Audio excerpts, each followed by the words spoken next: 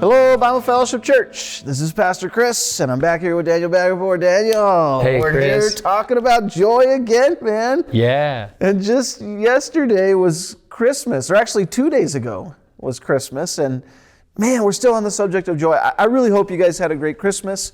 I hope that you were able to spend time with some friends or family, or you just had a peaceful time, but this is really the season of joy. This is it. Yeah. We, in the Western world, and maybe this is going global now, I don't know, but we give presents at this time of year, and I love the faces of kids when they're running down into the living room and they're seeing the presents and they're tearing into them and they're opening them, and there's just this insatiable happiness and joy that's exuding from everybody. And God promises us something really incredible, Daniel. He promises that we will have everlasting joy. Yeah. I mean, I think about that term everlasting. It means never ending. I don't know about you, but I've gone through seasons in my life where the joy seems gone. I mean, a few weeks ago, I re-injured my back. And I had back surgery in July. I re-injured my back, and I literally in that moment, I knew I was in trouble. Yeah. And all the joy in my world just went away immediately. And we've been on the subject of joy, and it was the most ironic thing for me. And my wife said later, Tammy, she says to me, she's like, isn't it kind of interesting that we're on the season of joy, and here you are, like all miserable, and I was in pretty bad shape. But that's life, man. I think for us, it's hard on this side of heaven to deal with certain circumstances and situations, and then have this joy that never ends. Now, luckily for me, I wasn't in that down state for too long. I was able to tap into this well of joy that God has for us. And I was able to trust that He was going to work it out, and He has been. My back is almost completely healed back. It's great. And so, but anyways, everlasting joy. It's a picture of heaven. Yeah. I mean, that's really what everlasting joy is. It's what is heaven going to be like? I love to think about that because, if you ask a child what heaven's like, they're going to be like, well, I think it's like endless video games and popcorn and candy and, the snack bar is open 24/7 and everything's free. I think of it, I picture like Disneyland with no lines, and you have all the money in the world to buy all the snacks. Yeah, that's it, right? So it's like, it's heaven, yeah. And all your friends are there. Right, yeah. All your best friends. And so I really think that's, this is going to sound crazy for me to say this, okay? But I don't think that view is far-fetched. And here's why. Because that idea of heaven, it sort of communicates this idea that all of my wants, all of my felt needs, all of the things that make me joyful and happy will be present in heaven.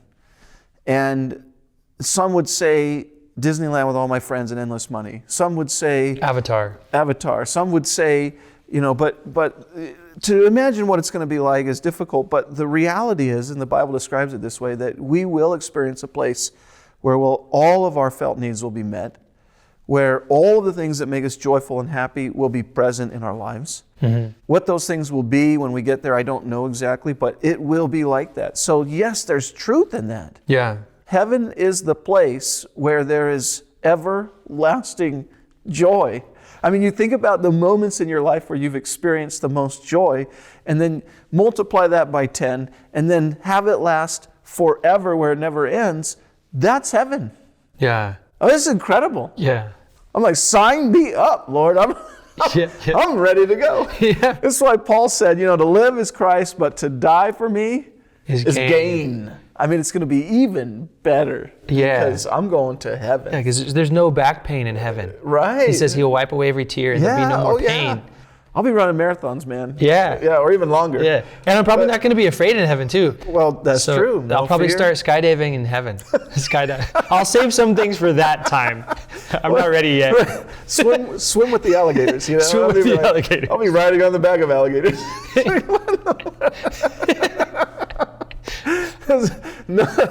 There's nothing to fear there. But you're right. I mean, I think that's true. Like, I think that will be a reality. And that's amazing.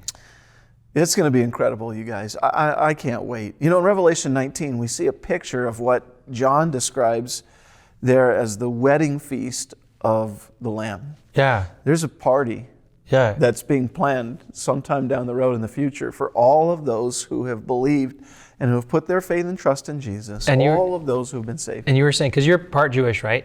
Yeah, I Ethnically? am. Yeah. And Jewish people do weddings a little differently, right? They do, yeah. And I've never been to a Jewish wedding, to be quite honest with you. But yes, they do. In fact, the celebration lasts for more than just a few hours. You know, in the Western world, we have a wedding, we go to the reception. Yeah, it's all fun and games, and there's usually some dancing and things like that, and music and whatever. And so then it's over. Yeah. But in the Jewish culture, day one is just the beginning. It's like, Yeah. then there's day 2, 3, 4, 5, 6, 7, and it lasts for several weeks. Yeah, man. Anyways, it's a kind of a picture of that everlasting joy. I love that. Yeah. And so, but in that scene in Revelation, there is joy that just breaks out. And John describes it as the sound of a rushing water. Rushing waters. As millions upon millions of those silly saved sinners like you and I are experiencing this everlasting joy. Yeah. I mean, what a time that's going to be. You know, I had some really good flan last night. And I really hope there's flan at the wedding feast of the Lamb, you know? That's funny. I'm like, Lord, could you make some flan with some really good fresh whipped cream? And We're all like up in heaven riding crocodiles. We're like, what did you do today, Chris? He's like, oh, I'm eating flan still. I'm in the flan section of heaven. Yeah. I mean, Yeah. I said to my wife and my family that was there last night, I'm like, oh man, this has got to be like heaven. They better have this one in heaven. It was so good. Yeah. Anyways, but I really hope that you guys are living with this reality in your lives and this hope that there is a heaven that awaits you. Well, there is feasting in heaven too, right? There is eating. So yeah. Well, it's a feast. It's a banquet, as Yeah. it's described, right? So in this banquet, there's going to be food. So yeah. I don't know what kind of food. It's a good place for There better us. be prime rib too, because Yeah, man. I'm all about that. I bet there is. What are the cows like in heaven? You make a prime rib, like, what is this? Yep. Anyways. Sorry, I'm food motivated. That's good. So anyways, you guys, if you don't have this hope, man, you need to give your lives to Jesus today. And if you do, I just want to remind you of what awaits you. This is an incredible hope. Everlasting joy awaits all of those who have been saved by Jesus. And so I just want to say God bless you guys, and we're approaching a new year. What an exciting time to be alive, and we're going to have an amazing year in the coming year here at Bible Fellowship Church. Digging deeper, we're going to be getting into some really exciting things as we continue through the Word of God.